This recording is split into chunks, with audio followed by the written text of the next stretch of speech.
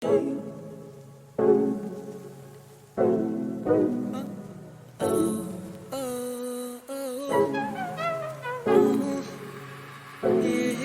do you even know who you are?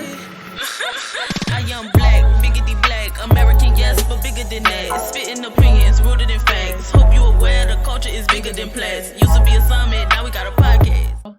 I am so excited for this panel. We've had an amazing, 3 panels so far. We started with reparations in the US, othering in Black and Asian cultures, and then we just finished a panel on hip hop's influence on Asian music. So now we're just really geared up for our last panel of the day.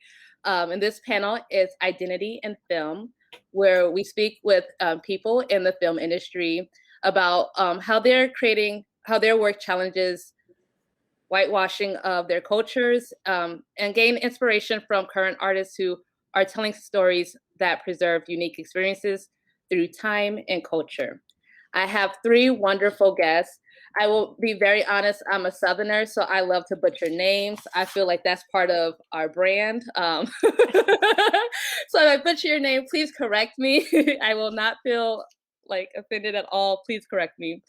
I have Dr. Kiona here, who is an Asian American. Oh, sorry. I was waving. Okay. Who's an Asian American activist, multimedia educator, and a filmmaker. She has a very popular brand called How Not to Travel Like a Basic Bitch. And I think a lot of people I know might need to check that out. And it's a spin-off podcast called How Not to Travel, which has hit #1 in 13 countries. And an in-person study abroad program in Cuba, where travelers take a 5-day intensive in learning what life is like outside of capitalism. And you have a wonderful upcoming film, which I'm really excited for us to get into today. And then we have Sampson McCormick, who he has been one of the most in-demand voices of diversity in comedy for the last 2 decades. He's headlined venues, including the National Museum of African American History and Culture and the Hollywood Improv. He's appeared on BET, TV One, Viceland, Fox Soul, and Amazon Prime Films, like Love the One You're With.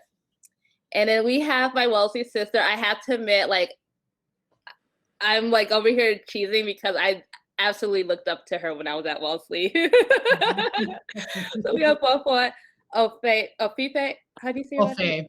Offei, sorry. Offei-Darko. She is a television writer based in Los Angeles, California, born and raised in PG County, which as a person from Decatur, I feel like PG County is our rival, but Decatur is Decatur. So y'all are each other. And she enjoys writing about Black African diasporan women exploring sex and intimacy. She's worked on very popular shows like Queen Sugar, David Makes Man, and For the People, and she's currently a staff writer for Freeform's Good Trouble, which I actually have a lot of comments on that. I love that show. I love Feel Good TV, so I will say that. We have a umbrella question that we pose to our panelists, and that umbrella question is, what do you hope to accomplish with your film or your work? So I will open that up to you all to answer, and you can kind of talk a little bit about the work that you're doing and what you hope to accomplish with that. And maybe Dr. Kiona could start. Oh, okay, cool. What do I hope to accomplish with my work? I hope to rewrite the narrative of what it is, 1, to be Asian American, 2, what it is to be Asian in the world that is not in Asia, 3, what it is to be a mixed race Asian person, and 4, what does solidarity look like, because it's been completely erased from the Asian American and Asian Latina world, and that Asians have never been painted as people who have stood in solidarity movements with other people. And I would love to change that image, because been here and will be here. So all of our liberation is tied to each other, and that's really what I hope to accomplish with film. That. And maybe Boafoa. I think I approach everything I work with, and I just want to.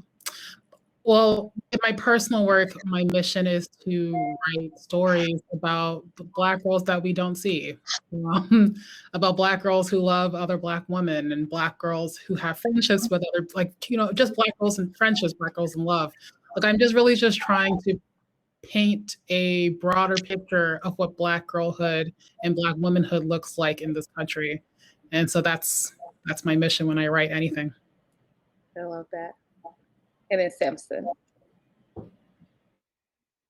I'm playing. I want to say, we just heard you. Do not play with me like that. See, this is what you get when you have a comedian, y'all. This is what you get. We're not ready. We did it. We're here. Okay. We're here. We're here. Hey, everybody. It's so good to be here sharing space and advocating for our stories and our identities, because it's so important. I think I can jump right in and just piggyback off of a conversation that I was having yesterday, where I was saying that I grew up, I'm from Washington, D.C., Southeast D.C., okay? Not PG County, Southeast D.C. And, I grew up in the 80s when Black people would tell each other we were ugly for being dark skinned. I got teased for having a bigger nose and my eyes and stuff like that. And I also was a very queer child. I definitely was a child from the future. And growing up during those times, the community and the world were not kind to me. And so I know the strength that it took to get me to where I am now. And looking at where I am and looking at where we are, at where we all sit here. The thing is, you don't know what people's stories are by looking at them. But I do know the pain that a lot of us face in life and the challenges and the trials. And sometimes you just need images or affirmations to let you know that your existence. I got braces in too. I'm a mess today. Your existence is important, and so we are here to share those stories and advocate each other and tell our truths and do it the right way. Awesome. And I will say I was very much moved by your comedy show.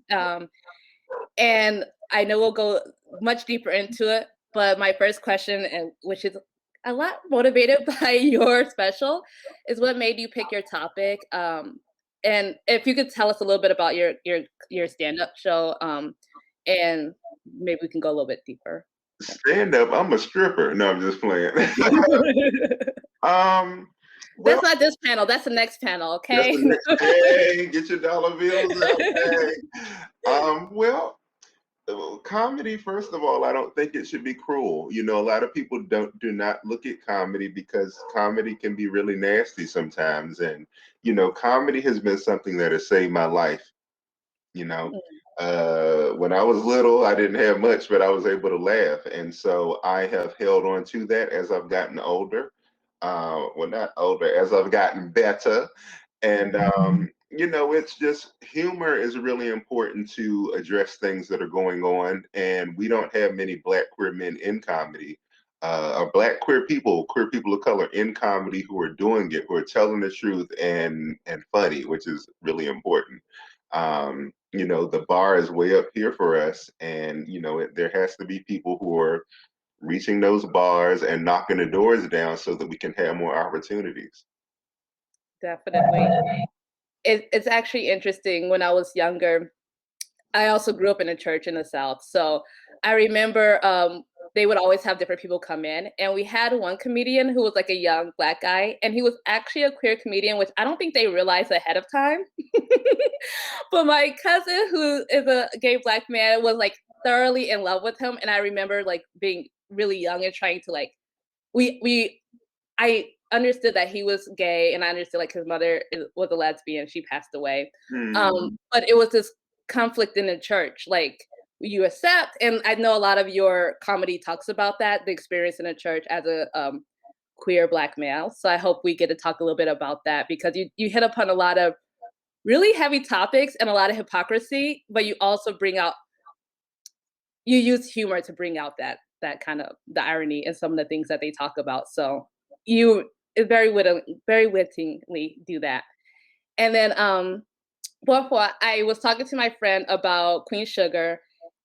They've actually never seen it, and I said that for me, Queen Sugar is one of those shows that if you're someone who is not Black, I don't mind you watching. Because there are some shows I'm like, that's not the full Black representation. You know, that's a very like specific part of our culture. And if you don't have any reference to that as a non-Black person, I'm very hesitant for you to like digest that kind of stuff without someone kind of breaking it apart. But Queen Sugar seems to have like very layered representation of Blackness in our experiences across color, like skin tones, across social economic status, across the country. You know, the South versus the West Coast. Like, how has that been for you writing about, you know, kind of that like more deeper representation of Blackness? Make a comment about what you just said about our like a full representation. I do agree that Queen Sugar is a show that takes great pains to show our experience and like give backstory and really go into the details of it.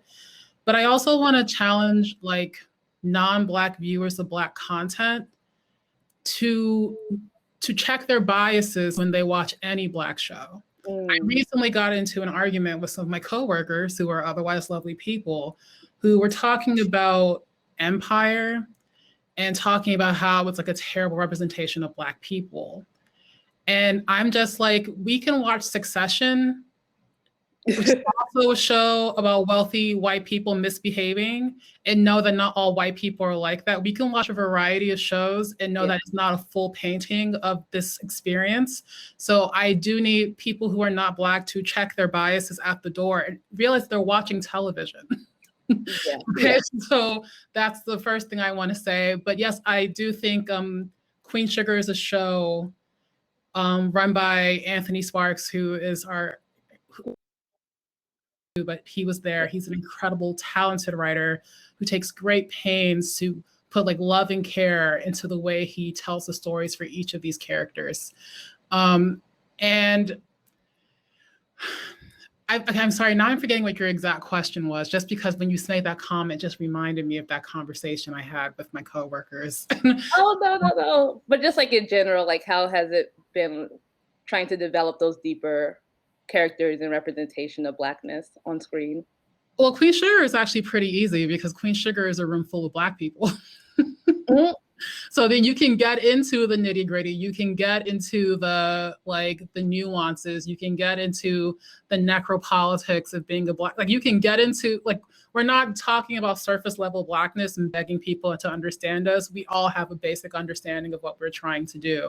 That's why it's important. I know we have conversations about representation, but really representation works when you have who are willing to do that work to tell a good story. Because our room is majority Black, everyone who wasn't Black had to step up really quick.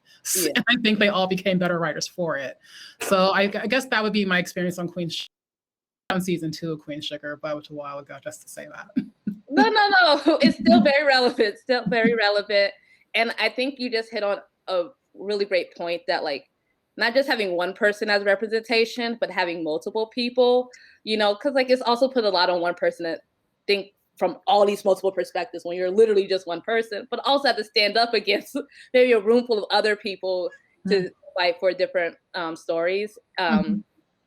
And then we do have Dr. Kiona, who has done really cool work in Cuba and talking about like Afro-Chinese Cubans and their experiences. And I would love to hear more about like how you picked that project and how that's been going. How I picked it?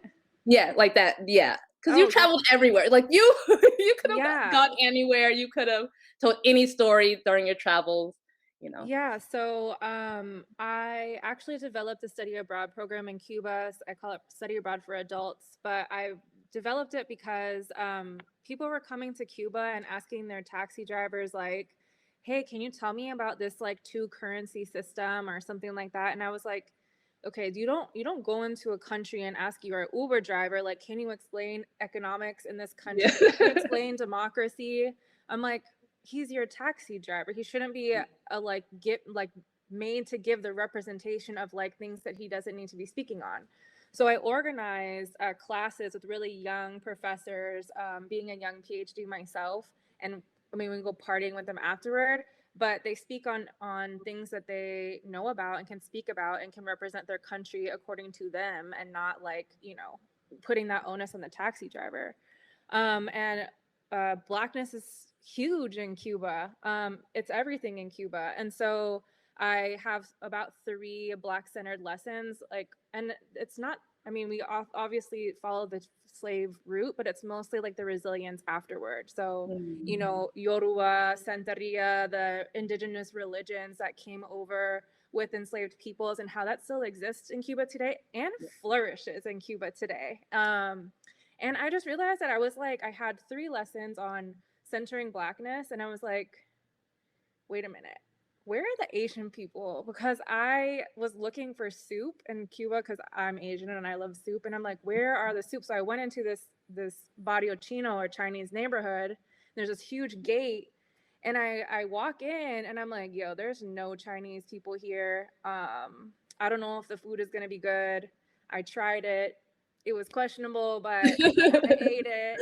And I was like, but wait, like, where are the Chinese people? And like, why are they selling Chinese? And I'm seeing like Chinese characters on the doors, and I see them in like different spaces. And I'm like, but where are they? Like, I don't visibly see any. So I went on this investigation. I found the last remaining Chinese historian in Cuba, because they're all like 90 years old. So basically the history, what I found in the end was that, you know, Chinese people were enslaved. They were brought over doing the coolie slaves. So we learn a lot about the transatlantic slave trade, but we don't hear about the Pacific and the Manila Galleon slave trade. So British people and Spanish people were kidnapping Chinese people, really poor Chinese, bringing them to Cuba and making them work in the the sugarcane plantations, because Black slavery had been banned and they needed a replacement. And so I always say that the status of Asians have always been tied to the status of Black people, and like, you cannot separate those things as an Asian person. And they were only bringing men. So when you only have Chinese men and a whole bunch of, you know, Black women, what happens? And you can only, I mean, you obviously can't have sex with white women because that would be, you know, a disaster. So I know. So now what I realize is that there are Chinese people, but they're just Afro-Chinese. Yeah. And now when I walk into Barrio Chino, I'm like, oh, now I see it. Like I see you. Yes, I'm like, they're totally Chinese. They're just Black. There's like Black Afro-Chinese. And so I hired an Afro-Chinese film team and consultants to document the history, and do it in like a way that they feel good being represented, and then they get their hands on it, and it's not just like me, an outsider, controlling the narrative. So they get to control their own narrative. I mean, I definitely like, I raise the money, I get the equipment, I like do all that kind of stuff. But I think what's in front of the camera is just as important. What's behind the camera is just as important, if not more important, than what's in front of the camera. So I just wanted to make sure that like we had representation both in the front and in the back. And so yeah, so that's how I went about choosing the project. It kind of chose me on my way looking for soup. And I'm so blessed. Like, I feel so enriched by this project. That's actually really interesting. When I was at Wellesley, I studied international relations and China's relationship with Africa from like way back when to today. And I actually never heard of like that. Like, in all the studying that I've done, I haven't heard of the Chinese like slave trade to Cuba or any of that. So I feel like, A, this is really timely, and B, I'm really happy you joined us today to share some like insight on that. Speaking to both you and Boafoa, who are doing things that are kind of cross-cultural, like Good Trouble really does challenge the norms of how we our identities and whatnot. I don't want to give too much of the plot away, but there's two characters. There's a Black female character who is kind of like, I want to say almost like the stereotypical dark-skinned woman who's like very pro like Black people, like the fighter. She's a social justice fighter, right? And she has a very interesting journey along her self-realization. And then there's I believe she's Chinese American comedian on the show who's also pushing back on stereotypes of Chinese American women and playing into it and like wanting to pay homage to people in her community versus how do white people kind of take that. So given that y'all are in this cross-cultural space, like, are there any complexities of trying to have these conversations that have like risen as you've been doing this stuff? And if so, can you speak to it a little bit? I'll let Boafoa go. Yeah. So yes, there has been some issues that have risen. I mean, because Good Trouble is a show with a very diverse cast, and we try to use these characters to hit on these topical issues of social justice and identity, culture, and all these things. I do think, and because our room is diverse, but our room is run by like a woman who is white and a network who cares about money, we constantly have to fight for the representation that we want to see. I will give credit to our showrunner. She did hire a group of people of color who let her know constantly that this, like, we cannot have this. Like, I mean, but it's a lot of really tough arguments on our show. But what I will say is that it has taught me that in order to be a good writer of fiction, you actually have to be passionate about your characters and love them as human beings and not as symbols, because that's what good storytelling is. Good storytelling is telling understanding their flaws and understanding the things that make them who they are and learning to love those things so that you can tell a good story about them. And I also think that just makes you a better person in general. Yeah. So the key to good writing is to be a good person. They won't teach you that in school, you guys. But I guess that's what I have to say about it. I don't know if you meant like any other kind of issues, but very open, however you take it. Say without going into too much detail about some of the back and forth we had in our writer's room. No, I don't want to get you in trouble today. Not today. She'll spill the tea outside of this room. Right. And I'm ready with my teacup.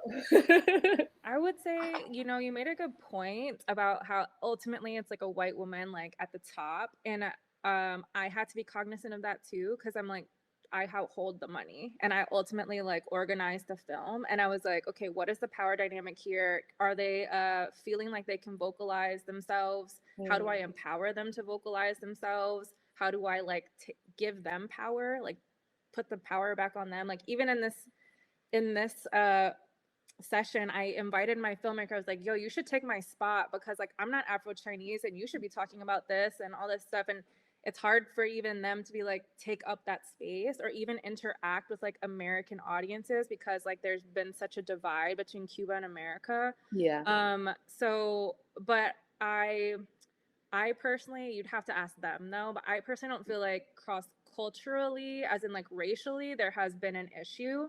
I do feel like the issue, which is very much culture-based, is the difference between capitalism and communism in filmmaking because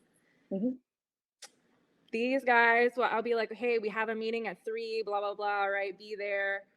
And they won't show up or, one won't show up. And I'm like, yo, where are you at? And they're like, yeah, I'm standing in line for bread. Like I have to get bread for my family. I've been in here since 7 a.m., blah, blah, blah. And I'm like, I could order you bread to your house. Like, come here now. Like, I'll pay for your freaking bread. I'll pay for all your family to have bread. Like, just come now. And for them, they don't think in terms of money. They think terms in resources, and they don't even think, and they try to save me money. And I'm like, stop trying to save me money. Save me time, because I don't have time. And so I guess for me, it's been really challenging for me to take my capitalist brain out and be really, really patient and understanding, and being like, okay, time is like, for them, time, they have plenty of time, but they don't have plenty of money. You're I'm right. like, I have sufficient money, but I don't have time. And so like meeting in the middle of being like, hey, I would love to buy all of your family like meals for the rest of the week. Okay, I'll put it in my budget. I need you to just show up on time. That's it. And then like trying to talk them out of feeling guilty for that. I'm like, no, seriously, like you're doing me a favor by showing up. So I would say that was the biggest cultural difference for me. That makes sense. That makes sense. And Sampson, I know that some of your work talks about you. I want to go back to religion a little bit. I'm sorry, and your experience, like, and like how like you bring up targeting, you know, and there's one joke. I don't want to get to the actual joke itself because I don't want to make it not funny for other people. But you kind of talk about tell the joke because it's funny. If I wrote it, it's funny. you talk about like the spirit of gay, like being like the idea of, you know, there's someone gay over here. I feel the spirit of gay, and like obviously they know you're part of the church. They know that you're sitting over there. Like it's literally just targeting you. Like it's targeting you to feel like ashamed about yourself. And you talk about how like you've experienced that from childhood. Like so you know now as an adult when you go into a new church or you go into this space that you're probably gonna get some kind of experience. Like how is it telling that story? Because I know like even coming from Atlanta, Decatur where it's greater, we have the quote unquote Black gay Mecca. We're very conservative. So we have this kind of like divide in our mind. We're like cognitive dissonance where we like accept gay people, but we're also like, but religion's over here. Like we can't mix it. And then you get into these spaces where it's combative and like there's targeting and there's like, you know, devaluing of people. So like, how has it been to share that story in your comedy, you know, and actually talk about it and, you know, you take this across the country and stuff like that. So, you know, going into some of these spaces and kind of giving it back to them. How has that been? Well, first, I've got to say it's been very interesting listening to the perspectives of our other partners who are online sharing, you know, the experiences of creating the work. And I've learned a lot, especially about the Afro-Chinese. But, you know, I'm in D.C., we got the Afro-Chinese in D.C. So, but I'm glad that we're bringing more awareness and things to the many ways we show up as Black. That's Right. And the way our culture is meshed and what we create, you know, the beauty of it. To answer your question, telling those types of stories are freeing because as a child, I didn't get to talk about it. And the thing that keeps me going, because despite the hard work that goes into being an effective queer comedian, because it really does come down to getting people to listen to you, and a lot of us are overlooked, is really finding a way to communicate the truth in a way that shocks people a little bit, just a little bit, but also helps bring them into your world and offer them a perspective that they can leave the theater laughing at and laughing with you, discovering with them or unpacking with them, and hopefully understanding and being able to have conversations that one-on-one I don't think I had the patience to have no more. Okay. You know, the thing that really pushes me though is thinking about all those Sundays I grew up sitting in a church being told that on a divine level I don't matter. That's like spiritual murder. That's the worst thing you can do to a person is murder their spirit. Yeah. And that caused me a lot of suffering. You know, I remember when I was about 20, I was dating this guy, and he went to church, and I don't know what happened, but he accidentally, I think they were serving food. That's how they get you the food. And Don't go downstairs at the don't go service. downstairs, that pound cake and them chicken wings. Okay, Don't get the lemonade. college. And they were having a singles meet and greet or something like that, and they told him, they invited him to the singles meet and greet or something, and he told them that he had a boyfriend. And you know, you don't tell no church people that. And I don't like the word trauma. I really don't like that word, but it kind of re-traumatized me all over again. Yeah. And it really allowed me to re-experience what it was that I sat through listening at church every Sunday. It really comes down to connecting almost on a spiritual level with other little boys and girls and non-binary children who I don't want to suffer the way that I did. It was horrible. I remember I lost track, but I'm back. When I speak about being re-traumatized, I really hate that word. But it bothered me so that my ex-boyfriend had I mean, it was bad. Like we would have sex and then he would start praying and stuff, and he started sleeping in the bathtub. Then one of the evangelists from the church were telling him not to eat the food that I was cooking because I was putting demons in the food.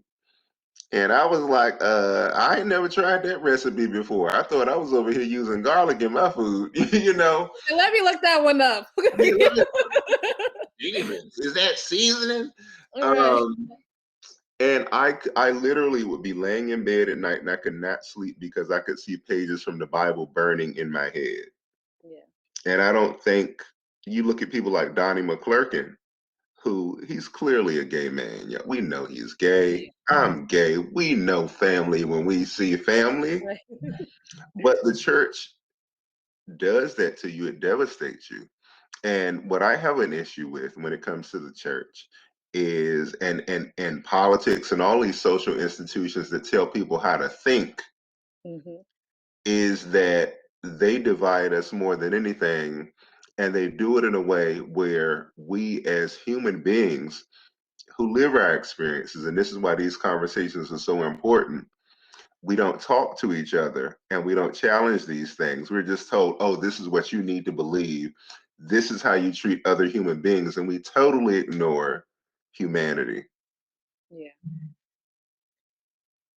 I know I've been working on our Black America podcast, and we've been talking about like voter suppression and things like that.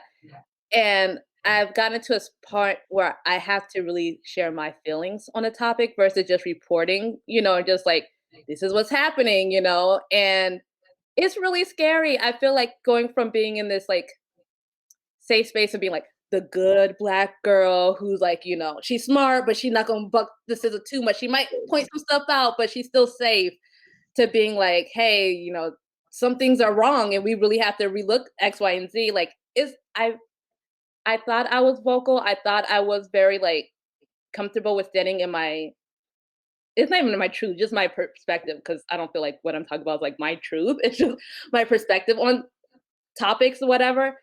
And now I'm realizing it's really scary and it's really hard. So I wonder if you all have had any of those moments in writing or working on like different productions, the things that you're doing, and how have y'all kind of worked through that feeling of like the vulnerability, being vulnerable, about your real, how you really feel versus just like regurgitating what people are talking about. Like, it's easy to talk about maybe a pop culture thing that has nothing to do with me and everybody's already giving this perspective. Like, it's no risk in that, but what y'all are doing, there's a lot of risk in having these conversations. So how has that been for you all? I can go first. First, I want to let Sampson know that I was saying amen. I was saying amen internally throughout everything you just said. So thank you for everything. But, when being a writer, being a creative requires vulnerability. And if you can't, and the more vulnerable you are, the better your work is. Clearly, I'm not saying just share everything, but You need to be honest in your work. And Kiese Layman, who wrote the book Heavy, talks about revision and how revision is the key to life. And so I've been writing a feature film about that's loosely based on my childhood in PG County. And in my first few drafts, I can read it and I can see that I'm like talking around the thing that I actually want to talk about. Yeah. And then you have to go through and revise it. You have to go through and look at it and say, okay, what was I trying to do? And on your second draft, you need to be more honest about the thing that you actually are trying to say and what actually happened to you. And you have to continuously do that until you work it into something that is true and something that actually is a compelling story. So I guess what I want to say is that being vulnerable and truth telling is something that you just feel once and you do. It requires practice. Mm-hmm. It requires a constant bringing yourself to the table and saying, okay, what is it that I'm thinking? Why do I feel this way? And then like just checking yourself through those feelings. Because also if you jump to your first thought could be wrong. Yeah. Like, Gabby, you went to Wellesley with me. You know, the white girls would jump up with their feelings. The first thing, like, I'm offended. Like, I'm offended. Yes. I'm offended, right? We actually had shirts because they said that so much. I'm offended that you said that. That said, I'm offended, because that was saying on campus. But if they took those feelings, stepped back and looked at them, and then took that and looked at that, they might be like, oh, actually, it has nothing to do with me. Oh, actually, there's no reason for me to be offended. Oh, actually, this is what I thought was wrong. Yeah. So, and I think that's what makes you a good writer, a good storyteller, and again, a good person. So that's kind of the approach I take. It's just constantly having to revise what I'm thinking, revise what I'm saying until I get to the kernel of the truth that I'm trying to share with the world. So I like that.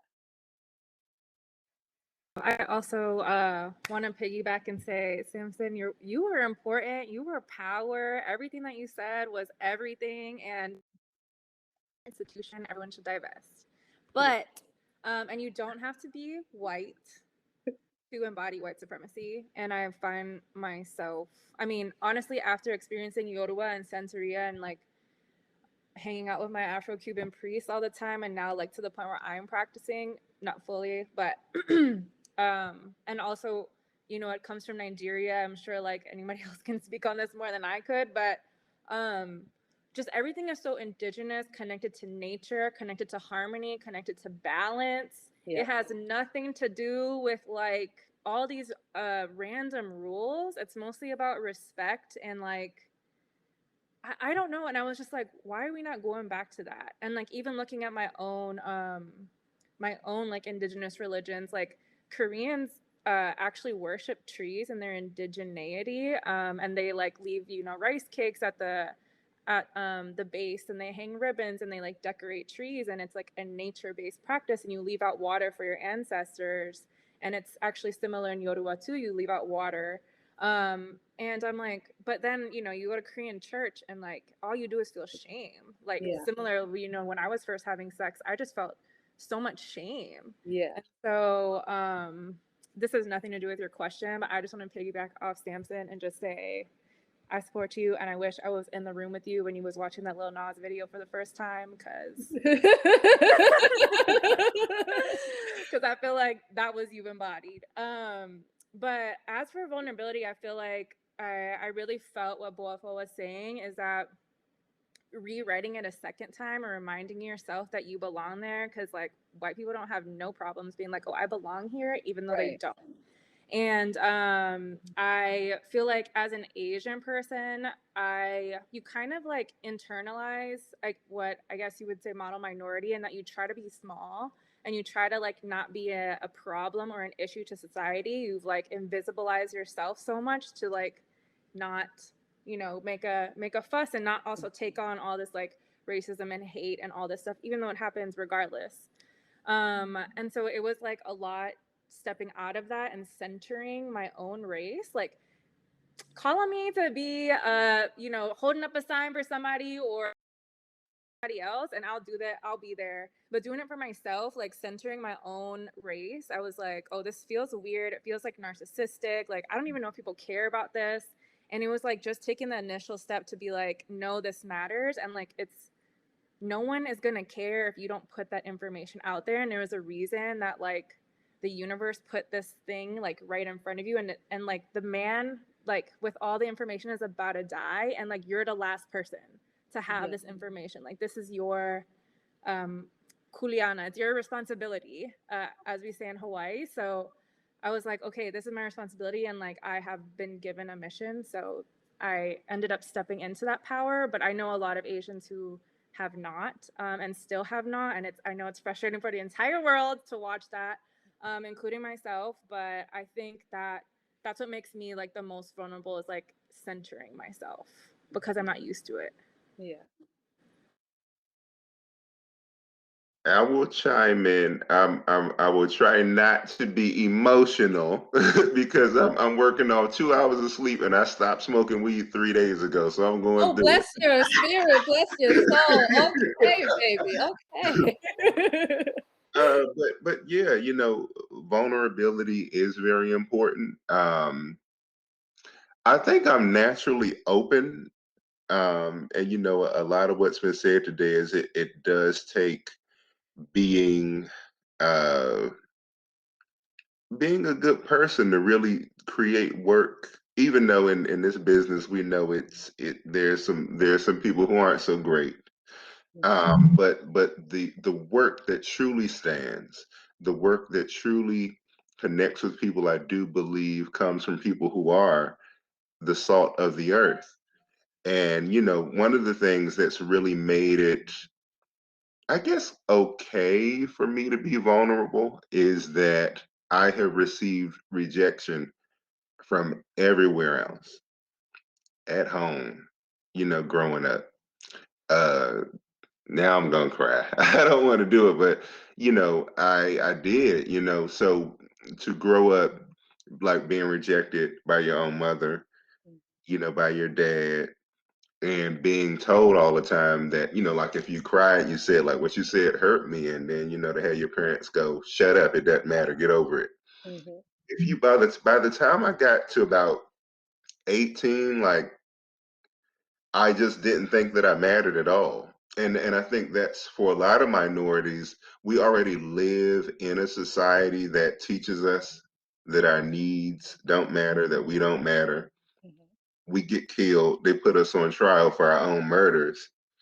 And I think it's something that we've already had to cope with so much that even though our parents, I think they try to do it to make us tough, it destroys us. And so thankfully, even though I didn't get a lot of love growing up, uh,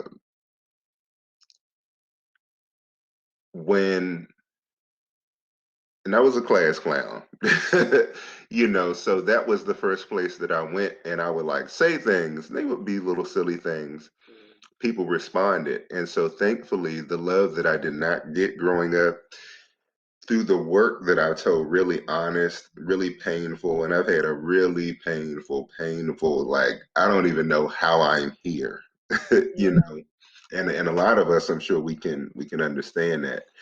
Thankfully, that love that I was missing and that sometimes I still don't feel, I know it's there because when I started creating, when I started, doing comedy, doing films, like, I don't know, it really is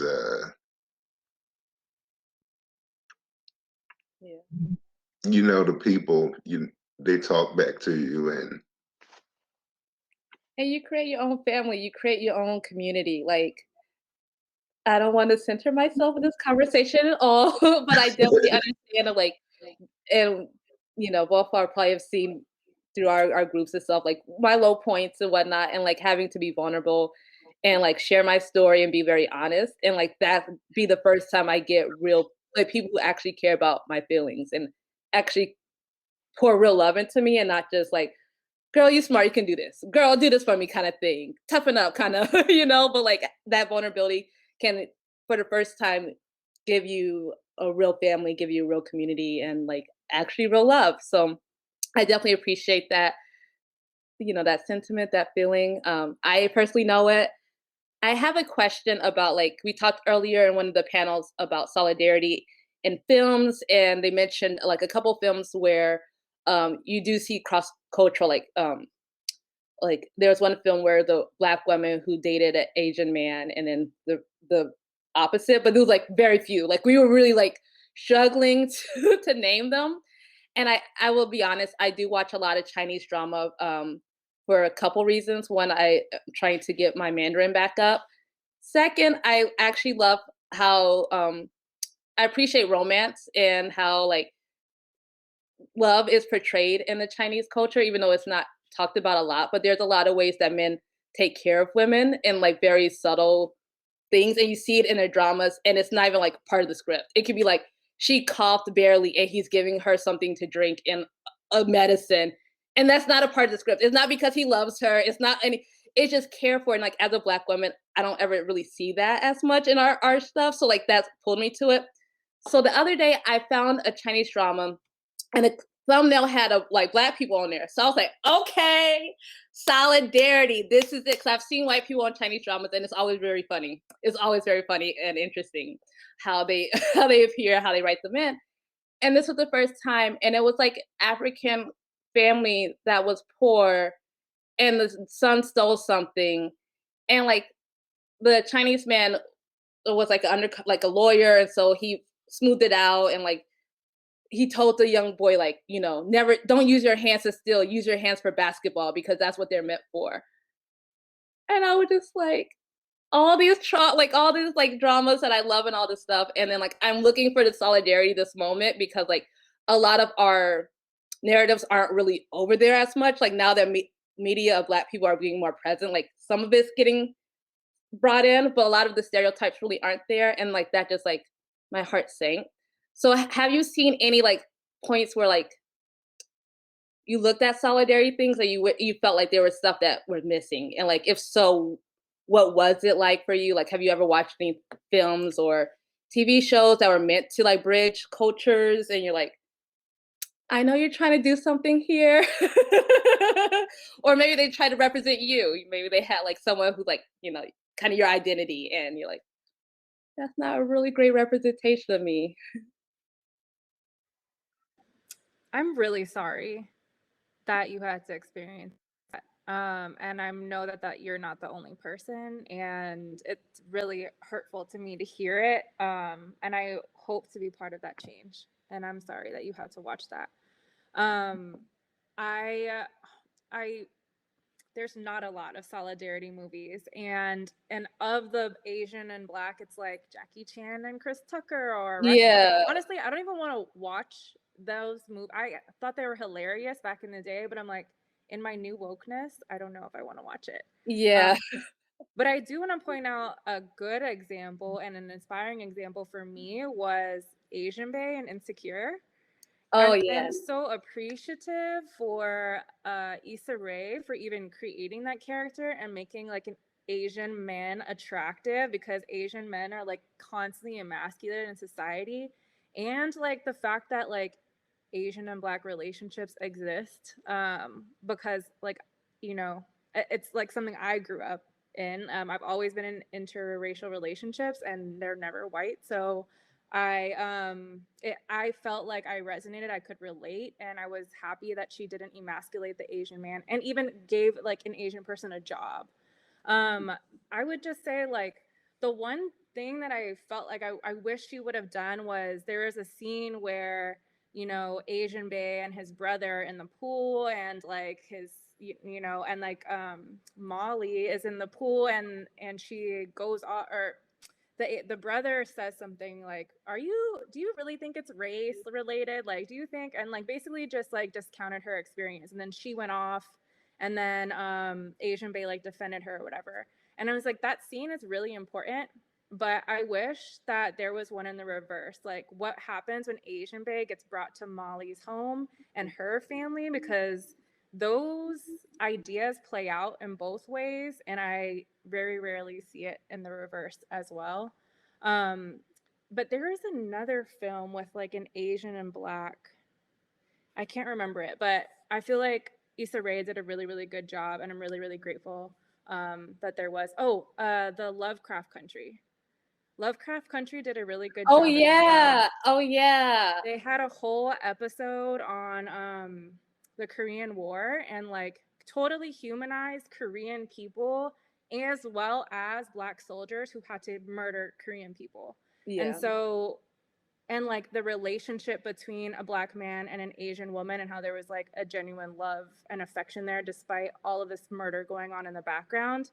And it didn't make anybody right, it didn't make anybody wrong, it just made like a really shitty situation very human, so you felt both sides. And I felt like it was such a beautiful, I just really, really loved the scene. And it was the first time I had seen Korean War told like with Black people involved.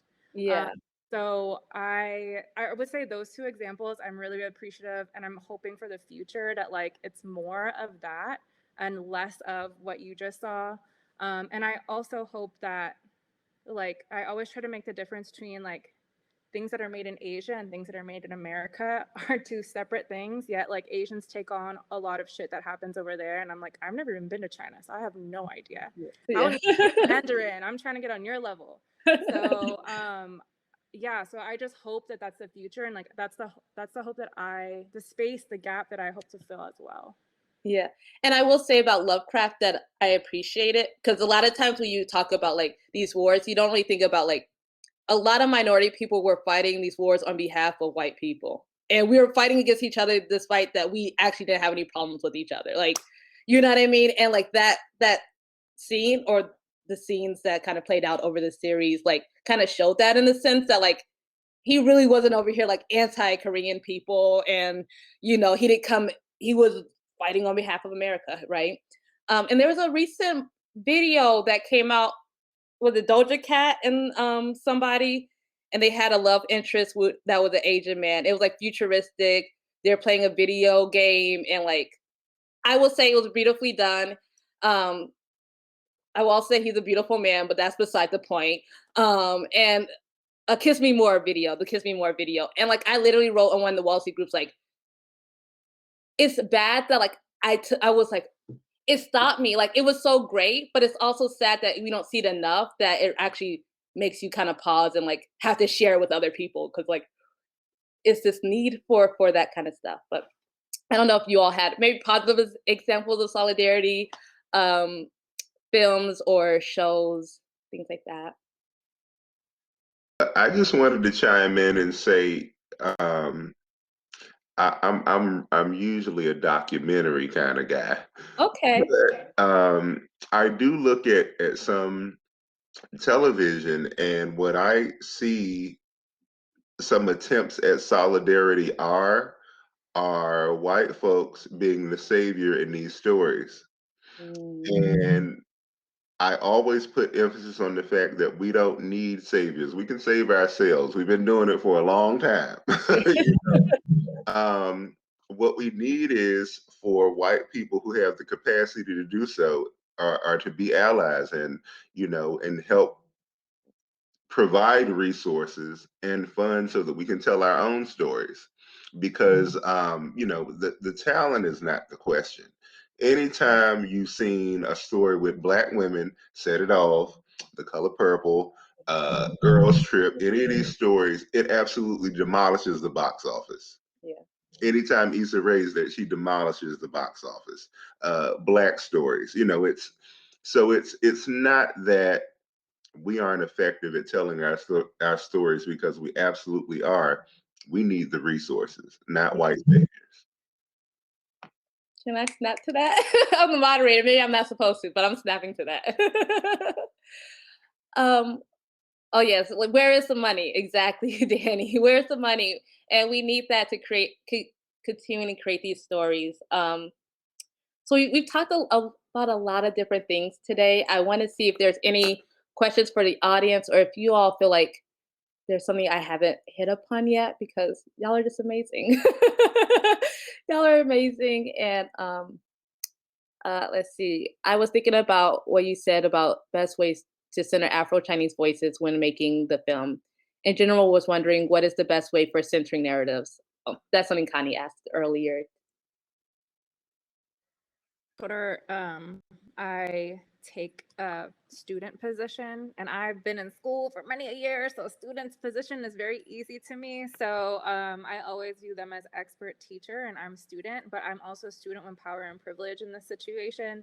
So like Sampson said, you know, you don't have, like I said too, like you don't gotta be white to embody white supremacy. So I gotta like be really, really cognizant of like, okay, yeah, but I have the power and privilege, so what am I going to do with it? And I always tell people, like, don't be ashamed of your privilege, but use it. Like, do something with it. Like, I don't need your tears. I don't need you to feel guilty.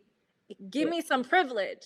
Let me share that. So I'm like, this is my budget. This is what we can create. What do you think? Do you want this? Because if not, like, I can just go away and I won't tell this story and we don't have to do this project. So I always try to listen more than listen to actually hear and not to speak.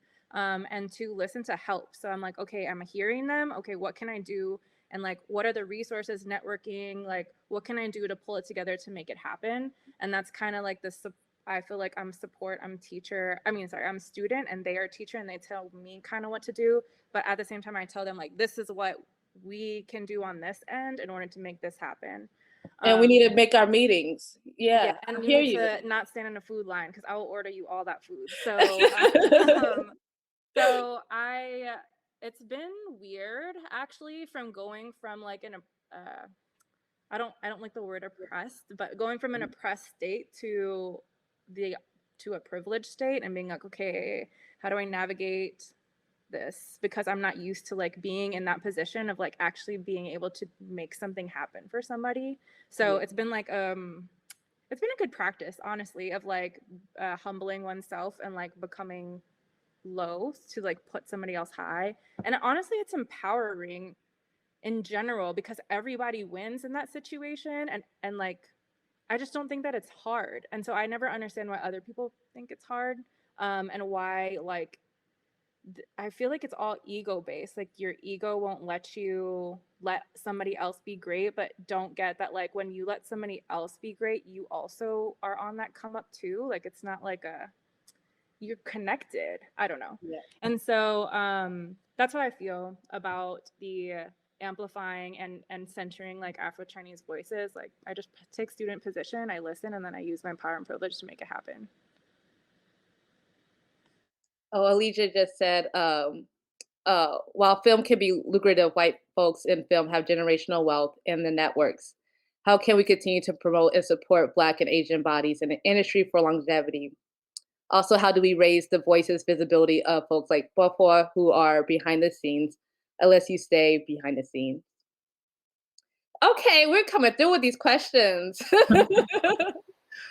What I will say is that please support your independent filmmakers. Please support your web series.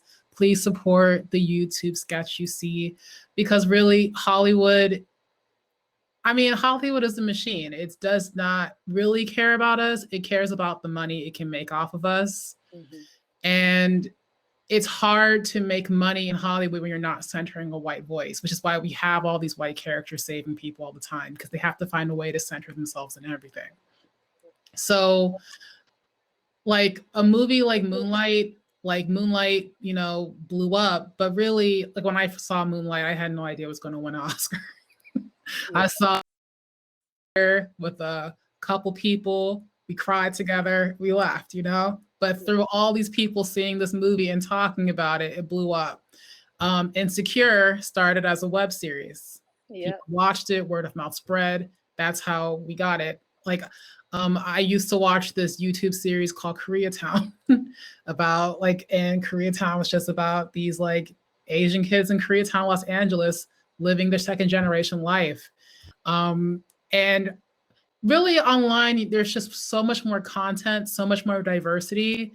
If you really want to see these things, you have to support it when it's small. Yeah. And say one more thing. Oh yeah, also I really want to recommend this really great movie on Netflix called Residue. It's about gentrification in DC. made by a local filmmaker named Mirai Garima. I was just so incredibly impressed by it. I can watch the movie and tell he made it with very little money, but with a lot of heart. Mm. And so really it's about seeking out the work you want. Like, you have to seek it out, because Hollywood is not going to spoon feed you. They want you to take the thing they're making. They're not going to spoon feed you the thing that you need. Yeah. So you have to go seek it out. You have to be that hunter gatherer and go look for the thing that you need. So that's it. And I'm going to be on social media. I'm working on my work, and when it's out there, I hope everyone will check it out. We'll promote it. We'll promote it here. Okay. I will say, we saw, I don't know if you were still at Wellesley, but Issa Rae came to Wellesley when she was doing Awkward Black Girl, like when she was still doing the web series, and that was before any TV show. I don't know where that picture is. I wish Wellesley, somebody will find it for me so I could like put it up like it's new, where I had a picture with her, but that is what it is. I know we're at the end of the hour, and I want to be very respectful of your time. How can people follow you all, or if you have any work out there, how can they find it, purchase it? Because we're really about that life. Let's support y'all. Yeah. Or any social media handles they can follow. Don't be shy now.